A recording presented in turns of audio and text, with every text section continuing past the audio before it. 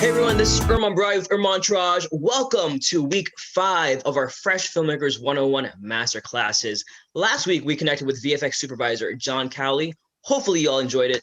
Today, we have someone very special, a new speaker. Before we get into all that, we would like to tell you our social media pages. You can find me at Erman.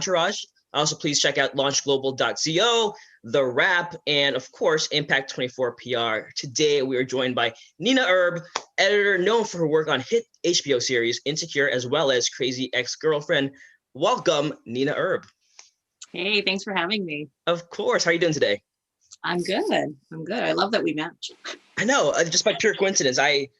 I'm loving the purple on you, the glasses here. I think I'm going to stick with this for a while. I think I'm going to wear this exact outfit for next week. Maybe not, but we'll see.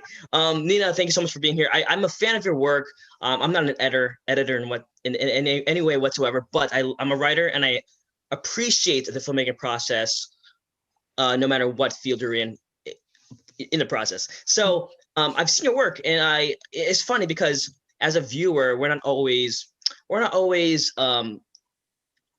in tune with editing, right? Mm-hmm. So we don't know how important it is to the process sometimes when we're just watching it from an outsider's perspective. So what got you into editing? When did you realize, okay, editing is a very important process in filmmaking? What was that moment for you? Oh gosh, it took me a while. I actually found it by accident. I went to art school, and after that, I wasn't sure what I was going to do with my life. And a friend of mine brought me into the art department, and I started as a PA there, worked, in different capacities. And eventually, I think somehow I ended up as a script supervisor on set.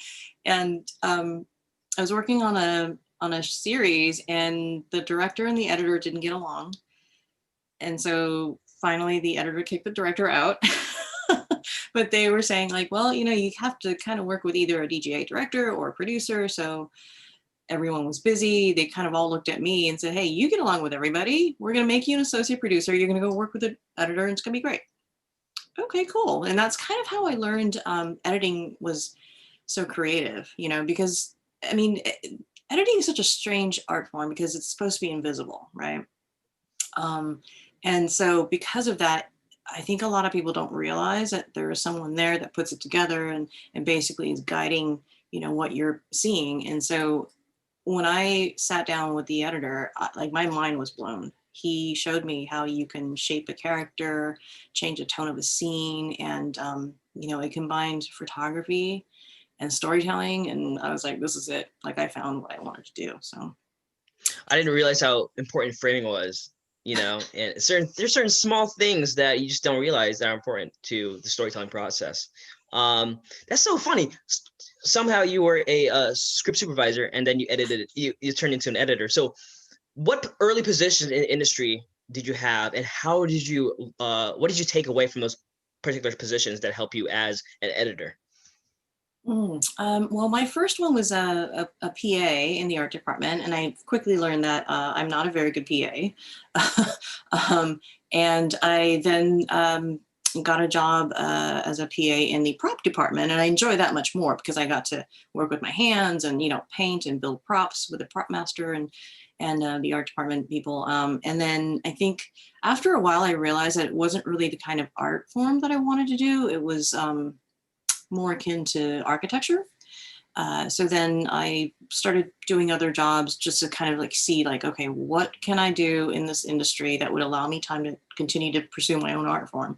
So I was like a second AD for a while. And, I just kind of bounced around. And someone suggested script supervising, and I kind of tried it and was like, okay, I'm okay at this. I can catch continuity issues. I can take notes, and who knew that was going to lead me to my career, my dreams. I'm curious, what was your first television series you worked on? You said, hey mom, look, I made it. I think we all have those. I think we all have that hey mom moment. Hey, look, I'm doing well. What was that the project for you? I don't know. I don't think I have that yet. I always feel like, the goalpost for me is always moving. For a while, it was just I just wanted to do something that wasn't a PA job. And so I guess, my first scripting job, it was a commercial for like burgers. So I didn't really know if that was like making it. So then after that, I became an assistant editor. And so I was like, my mom was just like, oh, great. This is another thing you're going to try. And finally, I think my first job was a documentary series about high school kids. And I kind of was very excited. I was like, hey, I got my first editing job. And she's like, yeah, okay. Let me know when you're ready to go back to medical school, Oh my gosh. Or let me know when when you get an Oscar, right? One of Yeah, the two. yeah. Whatever comes first, right? Exactly. Oh my gosh. Yeah, or cure cancer, any of the three. Oh my gosh. Yeah. And on that same note, this kind of goes into the current conversations nowadays in the industry with when it comes to diversity. You're Asian American. What's it like in your part of the industry, in editing specifically? What is it like? What's the makeup there in terms of diversity? It's lacking for sure. I was speaking with the co-producer of Insecure, who is Filipino, and we were just kind of talking about like, he has other positions he needs to fill. And I was like, well, how about this person, that person? And he's like, are there, other people that we can also kind of bring in for interviews? And, and I kind of sat there for a second and I counted how many Asian Americans I knew. And it was like 12. Mm. Not a lot. But yeah, so it's, I think I'm hoping that things are going to get better. I think, the reason why I agree to panels largely is because I'm hoping that people will see that I'm an Asian American.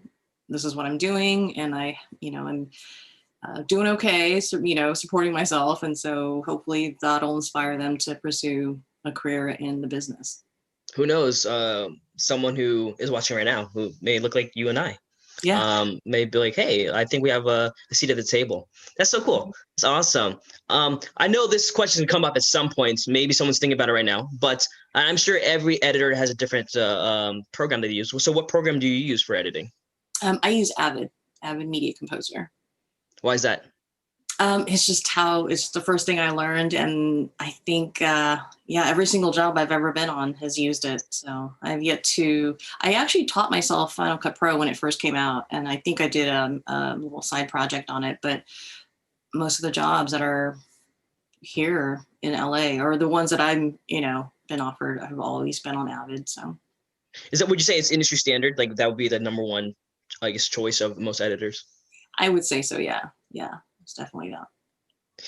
Are you one of those filmmakers who watches movies as a fan and say, you know what, that wasn't a good cut right there? Like, do you have that in your head when you watch projects? Sometimes.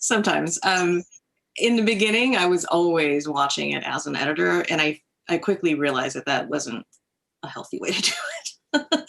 So now I just try to enjoy it as a fan. But then, sometimes, when a brilliant edit happens, I'm like really excited and I rewind it to watch it again. And sometimes there will be a really bad edit. I'm like, no, I did not just see that. And I rewind it and watch it again. So just so funny. Yeah. So I am known for networking in the industry. So I'm not as big as you are, Nena, but no. I'm known for networking, even though I'm a writer. I do a lot of these events. I do a lot of these Q&As and panels. And people ask me all the time, like, how do you network? How do you get to know these people? How do you get to know Nena? Right. So for you, any networking advice for editors or anyone on that side of the camera? Because people watching right now may have that question, like, hey, I have the talent. I think I know I'm good, but I just don't know the people. So who was that person that gave you the chance? How did you find your way into the industry? Gosh, I would say it was the sister of a boyfriend that got me my very first foot in the door. And I've always been a horrible networker, like terrible at it, super shy, but it somewhere along the lines, it kind of clicked like, okay, I'm not helping myself. So just time to step out of my comfort zone. And I forced myself to go to events, talk to at least one stranger. And then it just became easier. It's kind of weird. And I realized that if you want to get into editing and if there's someone's work that you kind of admire, I would try to reach out to them because no one's really reaching out to editors. And so when we have someone that reaches out and says, hey, can we, do a Zoom coffee, or, back when we were able to meet in person, people would ask me for coffee, and I try to give back because, like the editor I first worked with that showed me the power of editing, like he definitely gave me my first shot. And I owe my entire career to him, because if he hadn't been so giving with his time and in showing me what editing's about and hiring me as his assistant so I get started, I don't know that I would be here. Right. So yeah, so there's always someone that's going to give you a shot, and I would say in general, editors are pretty friendly people. So if you want to get into editing, reach out to an editor that you like. So far, so good. You've been so kind to us in the last 10 minutes. Thank you. So on that same note, someone might be watching right now who is going, you know what? I've been spending the last 8 months during the pandemic learning how to edit. I think I'm in love with it. I think I love the craft of editing.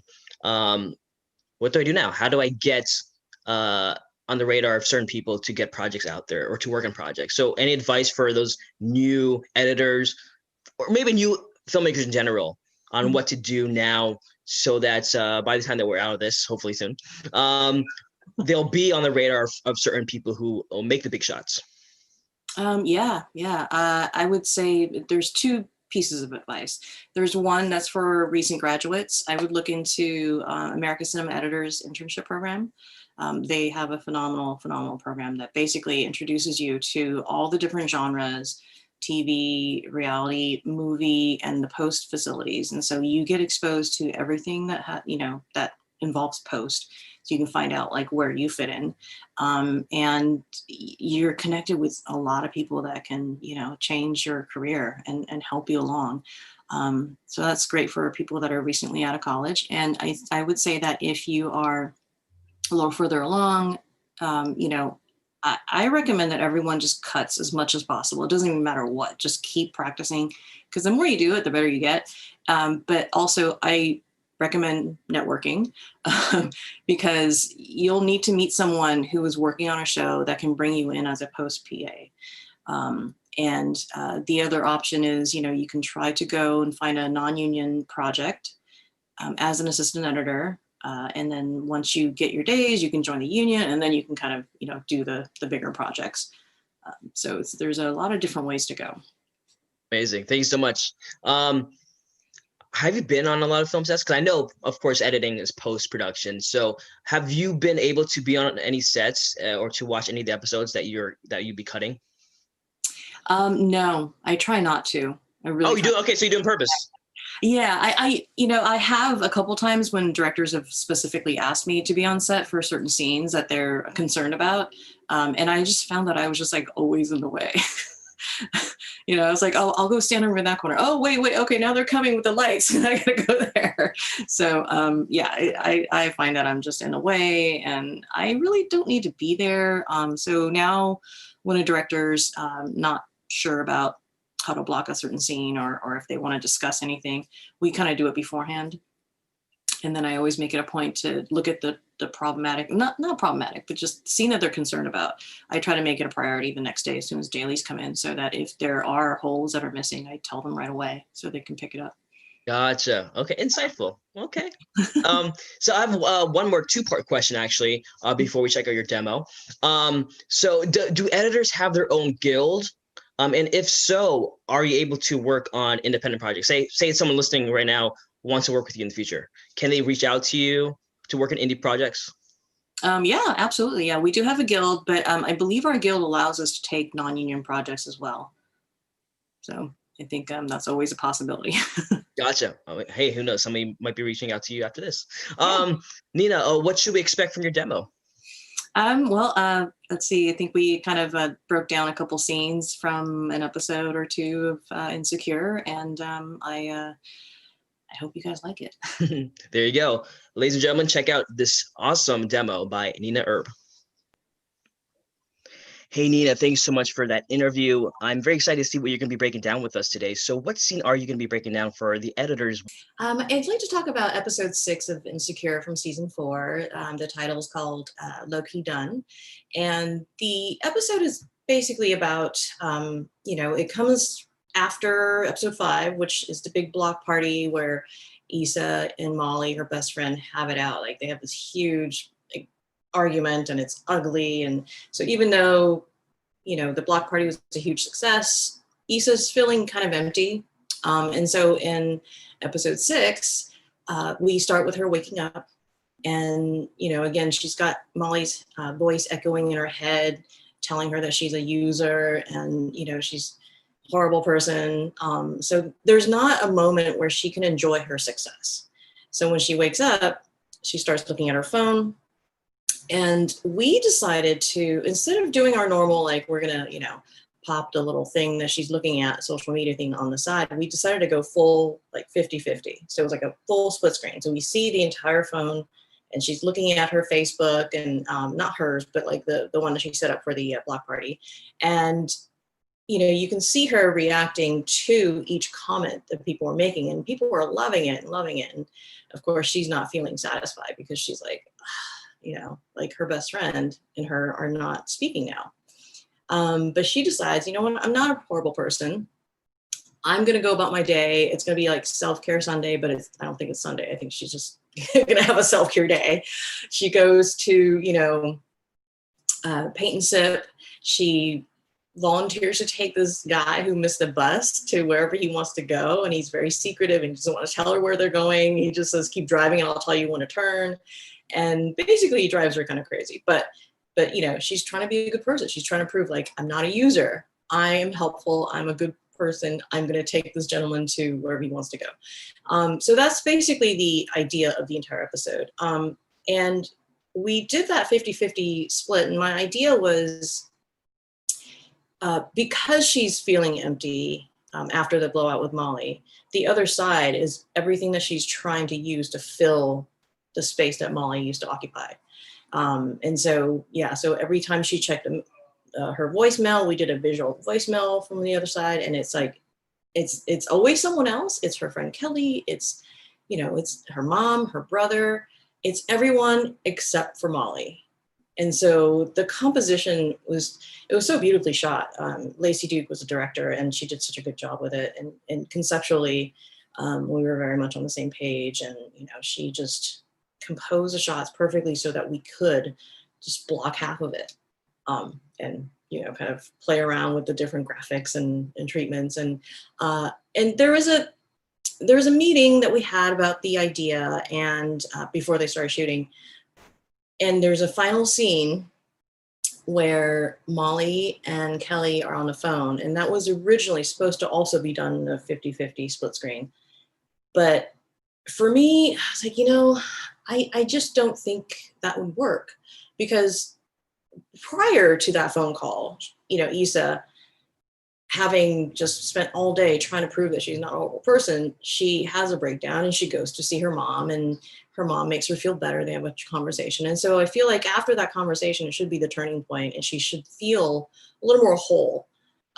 So I just thought that's probably not going to work that well if we're going to if our visual language of doing the 50-50 split screen is her feeling empty and now she's feeling better, it just wouldn't have the same meaning. It would be like graphics for graphics sake rather than for concept or story sake.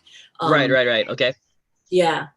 And so and it was great too because the way that Lacey shot it looks like Kelly and Issa are going to meet in the middle of the street.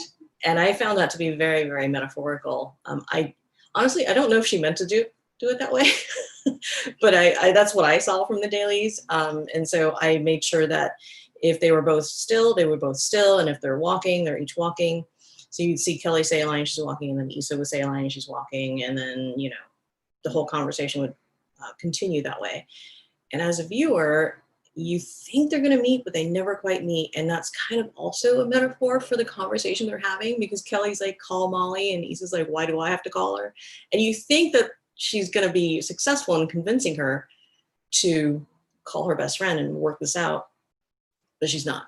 So they don't actually ever meet in the middle, physically or metaphorically. So I had a tremendous amount of fun with that episode, just with all the different layers of storytelling. And it's a little hidden like Easter egg, I guess, if you will, to those that have seen the episode so you know why we did everything that we did. Tell us about the reception from it. How did people react to your editing specifically? Well, that I don't know. I don't know how the audience reacted to it. I do think that episode did pretty well. I think a friend of mine told me that it scored pretty high on the IMDb scale. So I was like, okay, cool. But I think producer-wise, they were very happy that I took the chance and did that, because I think initially they all wanted something unique, but no one really could kind of solidify what that was. And so instead of, waiting and doing a temp and then discussing it later, I just took the chance and came up with the idea. And fortunately, my assistant editor, Lynarian Hubbard, she was so brilliant. She's so good at, the graphic stuff. She just said, okay, well, let's do this. And then everything that I had thought in my brain, she was able to kind of like create, which was so exciting. So it was a collaborative effort, and the producers were super happy when they saw it, and the director as well.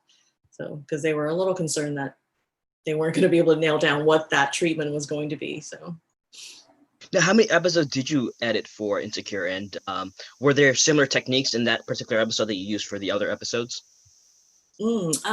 Season 4, I ended up cutting 5 episodes. There's 10 episodes in the season. And I would say that episode is very different. It's, I'd say it's an anomaly.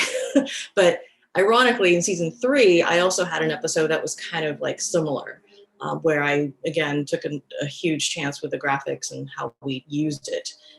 Because again, it's like, I feel like every season there is an episode that's just kind of a little out of the box, and I take those opportunities to try different things.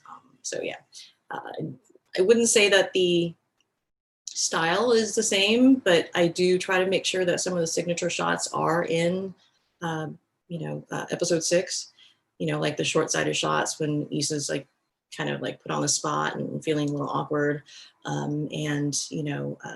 So I think, and the music I think helps a lot too, to kind of unify. So it's not like sticking out like a sore thumb.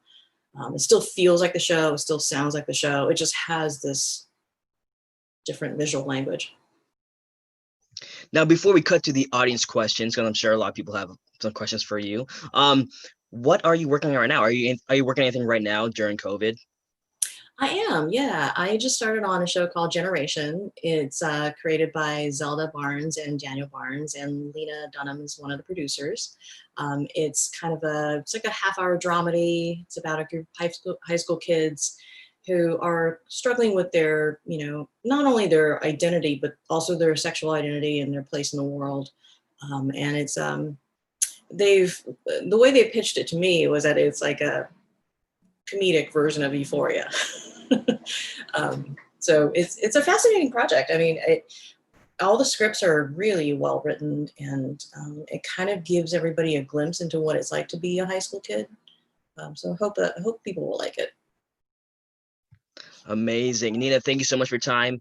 We're going to cut over to the audience questions, and I'm sure they're going to have a fun time talking to you. So thank you again, Nena, and we'll cut back to the audience. Thank you.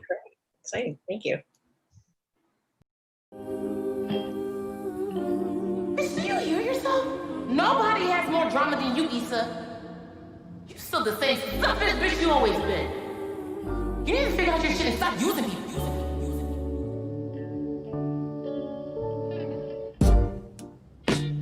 There's something about the rain.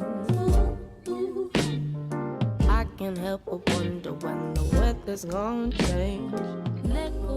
Last night was lit. When's the next one? Where were those bomb-ass tacos from? Thought that shit was gonna be whack, but that shit was tight. The most fun I had in Inglewood in a minute. I can't believe Vince Staples was there. Hey, we need more events like this. Even my grandma was out there dancing. Tonight in South LA, niggas gathered for fried chicken, cocoa butter, and violence. But as always, you can count on Shannon on the scene. Yo, just checking in on you. Don't let that Molly fuck shit ruin how well you did today. You killed the East. By the way, did you invite Mom? Cause she keep blowing my... Hey, morning after update. So it looks like we are waiting on deposit returns from 4 vendors. But in the meantime, I did have a few questions about something that you was telling me that... You okay, girl? What was that last night? What happened with y'all? Okay, this baby won't stop crying. Why you reaching for my teddy? Ain't nothing in there. Is that a wheat thing? That's a wheat thing.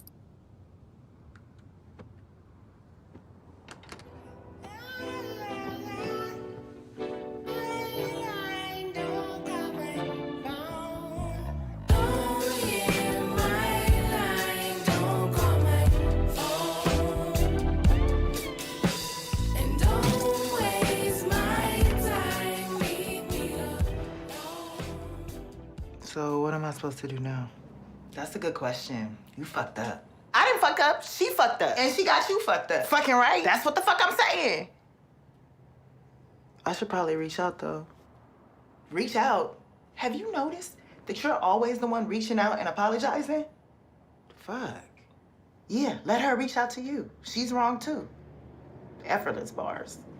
Okay, yeah. But what do I do while I wait? Relax, relate, release. Take care of you. Self-care Sunday. I'm sorry, what? Speak up. I said self-care Sunday. It's when you take care of yourself on a Sunday. I know what that means. I read too. Okay. One of them. It's good for me. I know it's good for you. I hope it's good for me.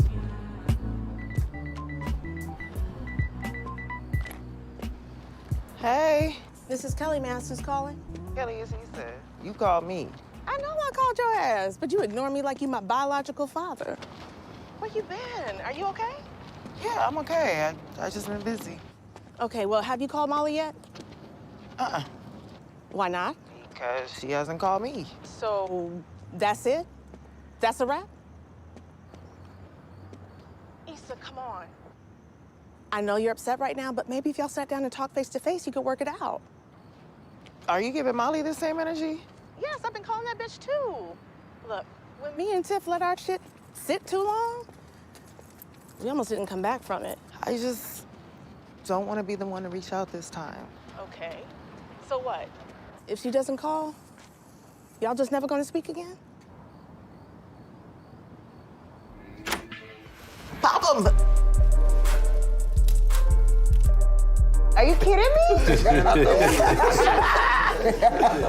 You've never had guacamole. I mean... No, I got questions. You are literally from Houston. How? That shit look like baby food. Oh, man. I fucks with salsa, though. Basic. Yeah, actually, this is a perfect time for you to move out. Y'all are rude. Wait, but Nathan, how is the new place? It's small, but, you know, I'm making it work. I don't know why he's being all modest. His place is hella nice. Yo, remember my first smelly-ass apartment? Girl, yes.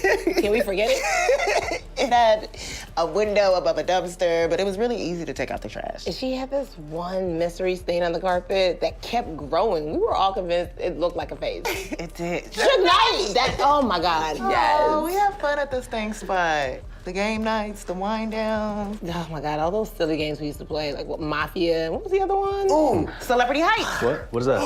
Just the most fun drinking game ever that I made up. You just think of a celebrity, you guess their height, and you wrong, you drink. All right, let's do it. Yes! Okay. All right, well, if you guys are tired, we don't have to. No, I think they gotta experience it. Sully, what? Okay, I'm gonna go first. How tall is Bernie Sanders? 5'7". 5'9". He's 5'6". Okay. I win. All y'all drinking. Bernie Sanders is 6 feet tall. Get the fuck out of here. Not possible. He screams like a very short person. I'm seriously rocked by this. And I'm gonna measure him next time I see him. Okay. How are you gonna measure it? I'm gonna get up on him. I'm gonna measure Because y'all roll in the that. same circles? He's coming to get this drink. Bernie Sanders, turn up. Oh, it's That okay. is not enough. There's another bottle in the fridge. All right, I grab it. Okay. Who's next? I'll go. What about Niecy Nash? Ooh, I don't know how tall she is, but she fine as hell. Shit, that's my guess. 5'11". Oh my God, her body is on fair. I feel like she did something great in another life. She did something right in this life. She did a whole lot of right in this life because she looks blessed and highly favored. Yeah, I swear, she looks like Jessica Rabbit. She black, so Jessica Black Rabbit. Looks like her. And you know it's real because her thighs match. Match what? Each other? Like in color or size? And we're back in business. Actually, I think I'm gonna go. East? No, hey, I got it. Issa, hold up. Issa, wait.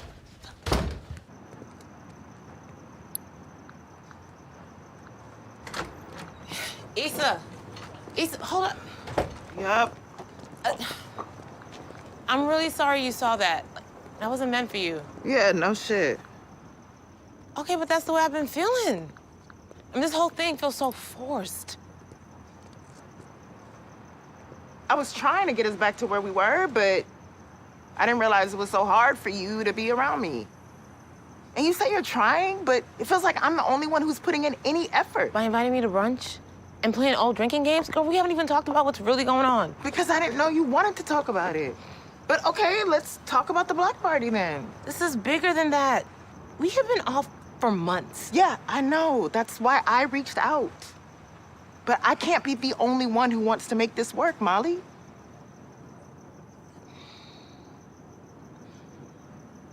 I don't know, maybe who you are now and who I am now just don't fit anymore.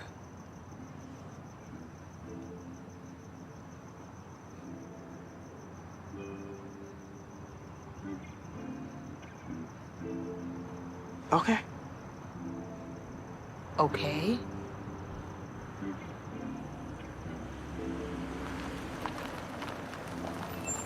I mean, there really isn't much more to say. Yeah. Okay. I've been trying to be where you are. Could it be that I'm searching too hard? I wish you'd come and find me. Won't you come and find me? 'Cause I'm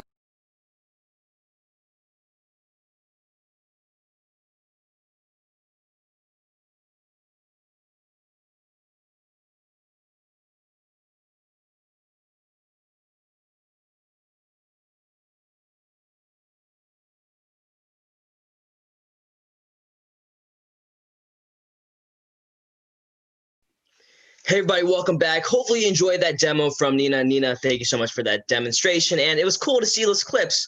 Shout out to HBO for doing that for us.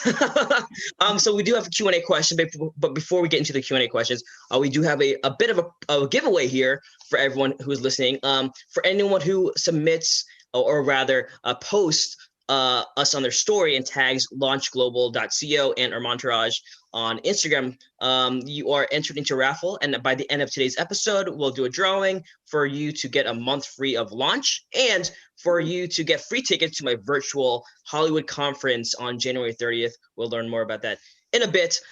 Thank you so much for that demo again, Nena. You ready for questions? Yeah. Awesome. Very, very good. We have some really cool questions that came in. This first one comes in from Monica. Hi, Nena. Thanks for being here and love your work. For Insecure, are the editing choices informed in any way by Awkward Black Girl, which the show is based on? Or was there a departure from the different format and visual language of the TV show? I think it's more of a departure. I think, Melina Matsoukas, who directed the pilot, she has such a distinct and visual style, and she's such an artist that I think she definitely brought a lot to the series. And I don't think that was, I don't think the composition was there, the unique shots and how they frame things was there in the webisode or the web series. Gotcha. Okay. Thank you so much for that question, Monica. And Monica has another question later on in the group chat. Up next, Bree. Bree wants to know, how do you go about media management and storage? You must sift through so much footage. How do you store it all for access while you're editing? How do you archive and store all the raw footage? Well, fortunately, I don't have to do it. My assistant is amazing, and she will group all the different dailies for me if it's two cameras shooting the same thing. And she uses a program called ScriptSync, and basically you can drop each take into like this page that looks like a script and has all the different text of dialogue that they're speaking. And it's kind of a brilliant software, because you can double click on a line and it pops it right into your Avid on that line. And so you can very quickly like sample, all 7 takes or 10 takes or what have you of just that line of dialogue. Awesome. Thank you so much for that question, Bree. Robert wants to know, was it the idea of the split screen in the actual script, or was it the director's sole idea? It wasn't in the script. I was just talking about this earlier today with a friend.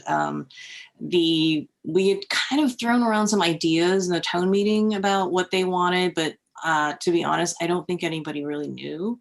They initially said they wanted something that I did in season 3 for one of the episodes that was very graphics heavy.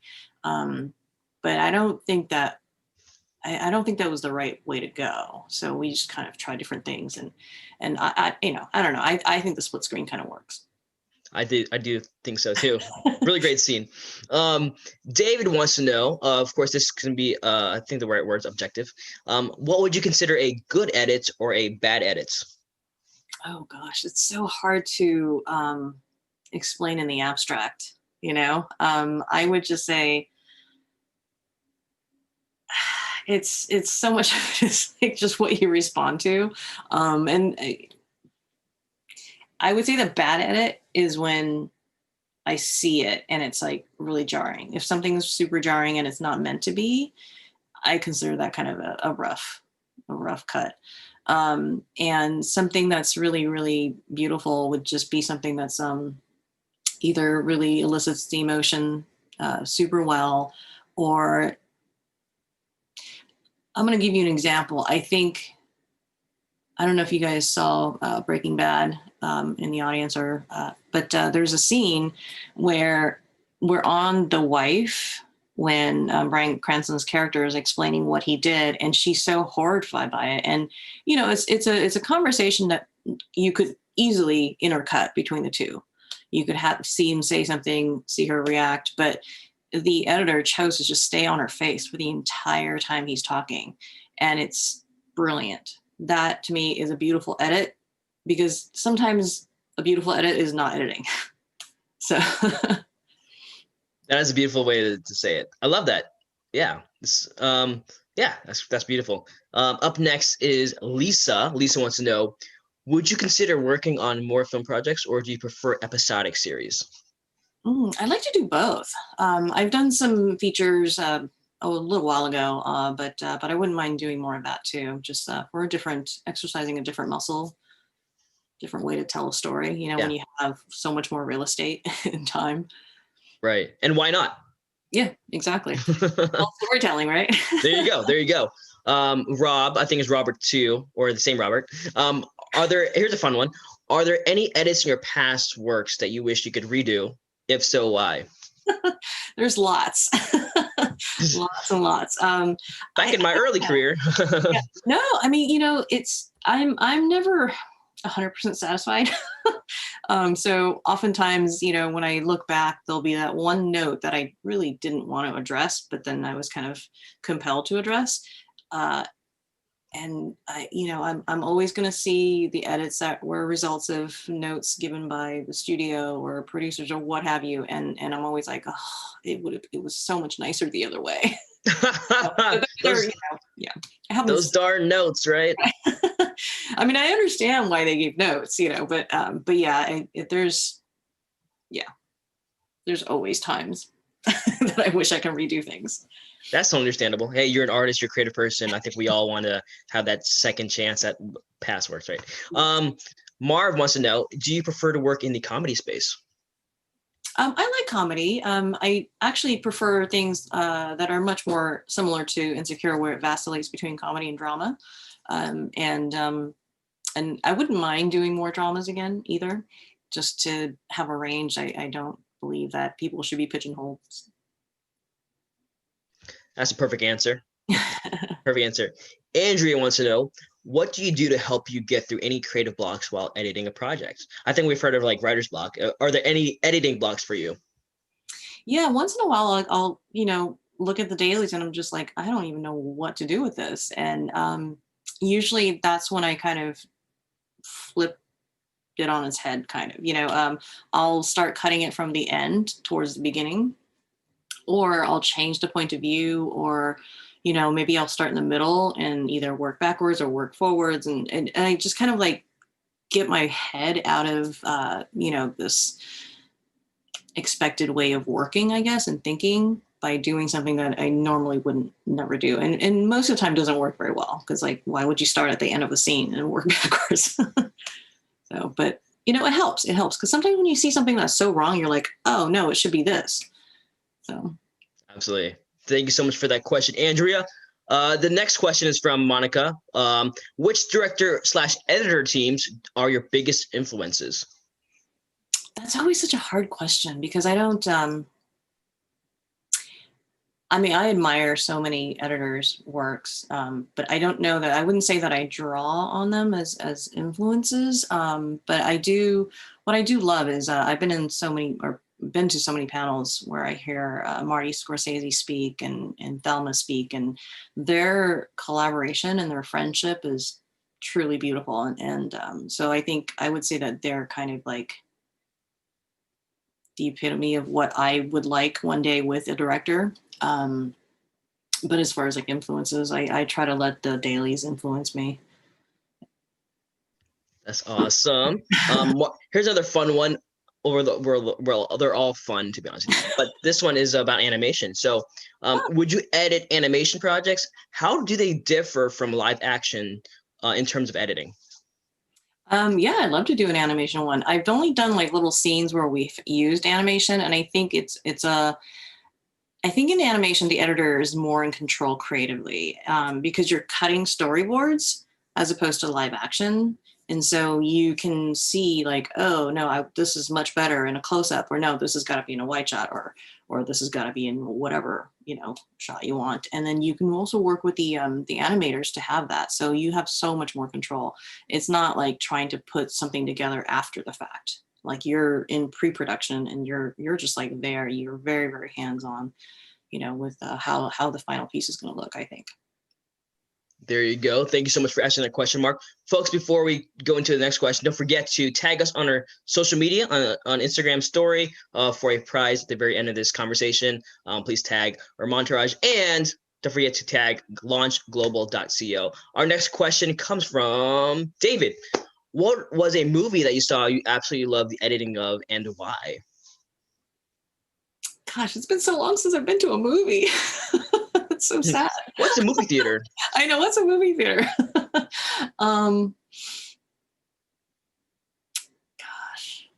You know what I recently saw? I saw a Trial of the Chicago 7 recently, and I love the way they played with time because so much of editing is, manipulating time, and they went from, going forward to backwards, and they just handled it so well that I was never lost as to like what period of time they were in and what part of the trial. So I thought that was really, really well done. Thank you so much for that question, David. Up next, this is more of a kind of a basic one-on-one kind of question for any editors. This comes from Julie. What programs would you recommend for new editors? Oh, definitely learn Avid and definitely learn ScriptSync. I think those two will get you employed very fast. There you go. Hey, straightforward. This next question, another one from Andrea. Who's been one of your mentors or teachers, and why were they so impactful to your career? I would say I have several different mentors. Steve Rash is a big one. Lillian Benson is another one. And I would say that while I haven't worked with them on shows, I've met them kind of just, I actually met Steve Rash when I was interviewing to be his assistant, and he didn't hire me, but we stayed in touch, and he's really just been such a great person to kind of guide me through certain, bumps in my career. And it's nice to be able to call him and say, hey, this happened at work. Like, how do I handle this? Because it's a little, sensitive. And so he's been phenomenal. And also he's hilarious and does amazing work. He's worked on Veep and Curb. And so he's amazing. And Lillian Benson is someone who I met when I was volunteering at the TV Academy. She has always been a champion of mine. And I don't know what she saw in me so early on, but she's always been just like so encouraging and always looking out for me. And I've just been so appreciative of that. Love that. It's so good. I love hearing those stories. They're so inspirational. This next one comes from Antonio. Antonio wants to know, as someone trying to break into editing, did you ever have to shoot your own film and have to acquire additional skills, including photography or cinematography? I did not, no. Fortunately, I don't think I could direct my own film. But I love cinematography. I mean, I love photography, so it's kind of similar. But no, I did not. This next one comes from Q. Straightforward. Have you ever edited a music video? Well, on Crazy Ex-Girlfriend, we've had many musical numbers, and some were videos, and some were big Fosse numbers and dance numbers. And so, yes, in a roundabout kind of way. There you go. Awesome. This next one comes from me. Just as a fan of your work, what has been your favorite episode? I know it's like picking babies, but what has been your favorite episode to edit, and why? What was it about that particular episode that you loved working on? Oh gosh. For Insecure is probably the one one of the ones that we played, 409, Low Key Trying.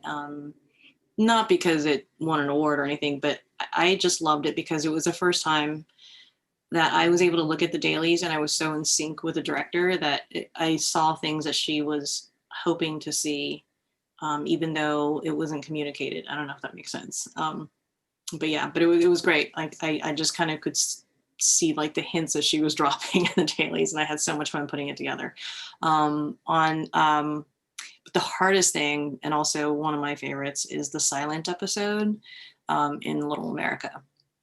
That was so hard, but it was so great because it really, I don't think I've ever pushed myself that much. And I'm really glad that I did, because it just kind of, it kind of opened my mind in so many different ways. Here's a fun one. Andrea wants to know, what is a pet peeve of yours when it comes to editing, but also not just in your professional life, but in your private life? What's a pet peeve of yours? Oh gosh. Okay, in my private life, this will be interesting. Yeah. I am not a fan of when people want to have coffee with me and then they end up rescheduling like 10 million times. But I always try to make it work, but there's sometimes when I just simply can't. And I understand if it's like some emergency, but I've had people, call and they've rescheduled 5 times. And so of course on the 6th time, I'm like, sorry, I can't do this. But unfortunately it doesn't happen very often. Pet peeve in editing, gosh.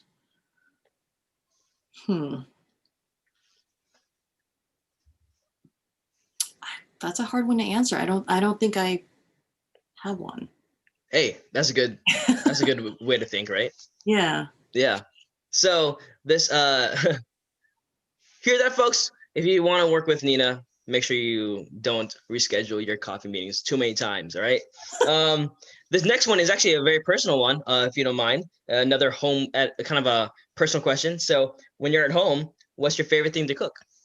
This question comes from Q. Nice. My favorite thing to cook, I like to cook pasta. I make a pretty mean bolognese, so that's a fun one to cook. There you go. Hey, did you make some for Thanksgiving? I did not. I probably should have. It would have been easier. Yeah. Well, you still got plenty more holidays coming up. Right. Let me see here. Andrew said, yeah, flaky people, great pet peeve. Very, very good. So someone wants to know, Patrick wants to know, what are you able to work on? Anything you're able to work on, anything you're working on right now that you're able to talk about without getting in trouble? I can tell you the name of the show, but I can't Okay. tell you too many details. Right now I'm working on Generation. It's Lena Dunham's dramedy about a group of high school kids for HBO Max. There you go. Oof. Is there a release date yet? You had me at Lena Dunham and you had me at HBO Max. I know it's gonna be good. So I hope so. I hope people find it. It's I don't know. I think initially they wanted to release it in February, but I think that's been moved because I think they, I'm not sure what's happening there. no worries. So Nena, we've reached the end of this conversation. If you could give me a drum roll, please, so that I can announce the winner of today's giveaway. Great. I like that. It was air drums. There you go. Congrats to our winner, Andrea, for winning the prize today. You get a free month of launch and also tickets to our upcoming Hollywood Summit. Nena, before we go, I just want to thank you so much for your time. Before we do a little closing, would you mind giving everyone at home maybe hopefully I'm not putting you on the spot, but maybe like a final inspirational message. We've been in COVID for 8 months. A lot of people here are creative people, so we're very social people. We can't wait to work on sets again. We can't wait to just have general meetings, right? And just meet fellow collaborators in the film world. So any lasting piece of not just advice, but just inspirational messages for them as we continue on to the new year into 2021. Gosh, the thing that I found that's been most helpful is being kind to myself. Because I know in the beginning it was really tough, like just the isolation.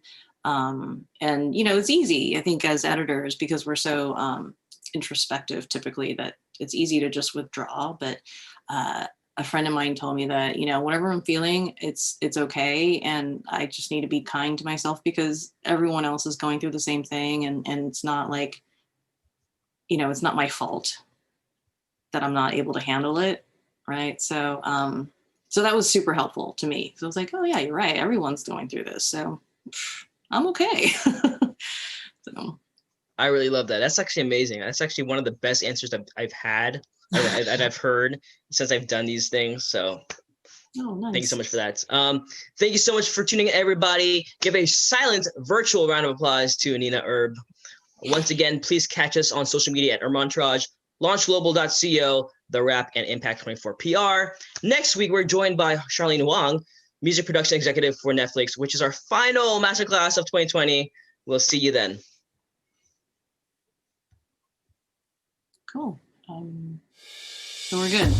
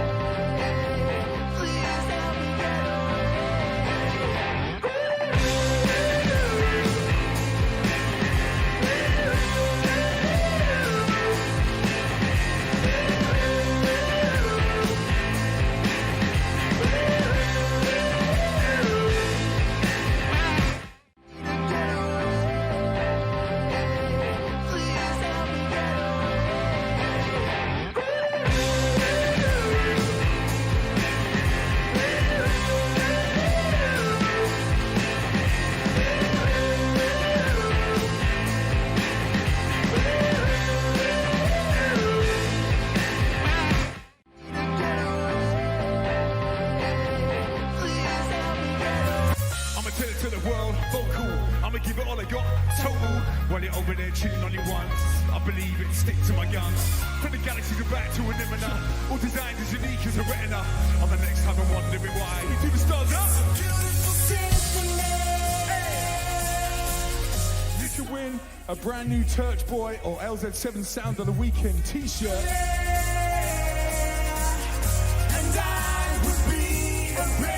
And if you leave where you're from in the comments right now, I'm gonna give you one big shout. Sat down, stand up out of your seat. We're gonna have a quarantine little dance to ourselves. Here it comes. I don't know where I'll be without you. I'd love everybody to spread a little bit of love. Remember that love casts out fear. Let's sing together. You ready? I'ma tell it to the world, vocal. I'ma give it all I got, total. While you're over there chilling on your ones, I believe it, stick to my guns. From the galaxy to back to an imminent, all designed as unique as a retina. I'm the next time I'm wondering why. You do the stars up. You can win a brand new Church Boy or LZ7 Sound of the Weekend t-shirt. And I would be a and if you leave where you're from in the comments right now, I'm gonna give you one big shout. Sat down, stand up out of your seat. We're gonna have a quarantine little dance to ourselves. Here it comes. I don't know where I'll be without you. I'd love everybody to spread a little bit of love. Remember that love casts out fear. Let's sing together. You ready?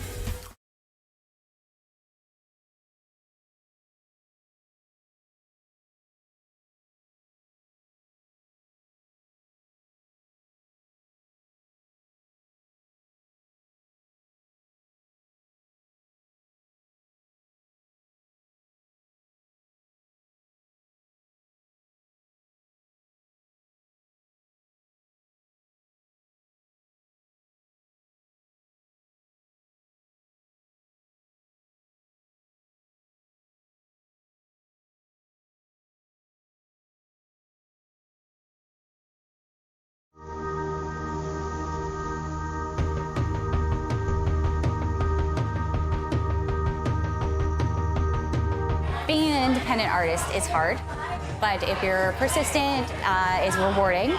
Living on the road, waking up every day somewhere new is one of the best feelings in the world for me. And it's been a learning process for us, but we feel like we're really getting things figured out, constantly making progress, so that feels good.